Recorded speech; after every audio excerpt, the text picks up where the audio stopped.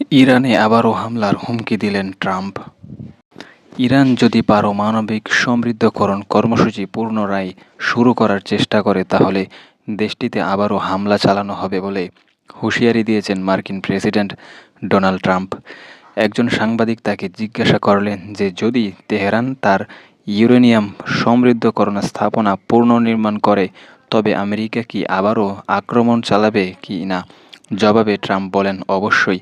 তিনি বলেন, সর্বশেষ বিষয়টি হচ্ছে তারা এখনই ওই যে কোনো কিছু সমৃদ্ধ করা তারা পুনরুদ্ধার করতে চায়। তিনি হুঁশিয়ারি দিয়ে বলেন তারা বোমা বানাতে পারবে না এবং তারা ইউরেনিয়াম সমৃদ্ধকরণ করতে পারবে না। সম্প্রতি ইরানের 3টি পারমাণবিক স্থাপনায় হামলা চালান ট্রাম্প। এটিকে তিনি দ্বিতীয় বিশ্বযুদ্ধের অবসানে জাপানে আমেরিকার নিক্ষেপ করা পারমাণবিক হামলার সঙ্গে তুলনা করেন। ট্রাম্প বলেন, সেই জাপানে বোমা হামলা যুদ্ধের অবসান ঘটিয়েছিল। আমি হিরোশিমা উদাহরণ ব্যবহার করতে চাই না, আমি নাগাসাকি উদাহরণ ব্যবহার করতে চাই না, তবে এটিও মূলত একই রকম ছিল। এর ফলেও যুদ্ধ শেষ হয়েছে। এর মধ্য দিয়েই ইরান ইসরায়েল যুদ্ধের অবসান ঘটল। আমরা যদি এটি বন্ধ না করতাম তাহলে তারা এখনও যুদ্ধ করত।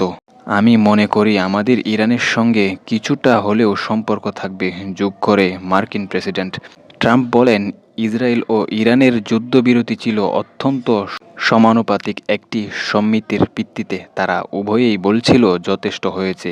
তিনি বলেন, আমাদের একটি অসাধারণ জয় হয়েছে।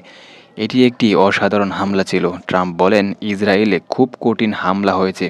বিশেষ করে শেষ কয়েকদিন ইসরায়েল সত্যিই কঠোর আঘাতপ্রাপ্ত হয়েছে। ওই ব্যালিস্টিক ক্ষেপণাস্ত্রগুলো অনেক ভবন ধ্বংস করে দিয়েছে।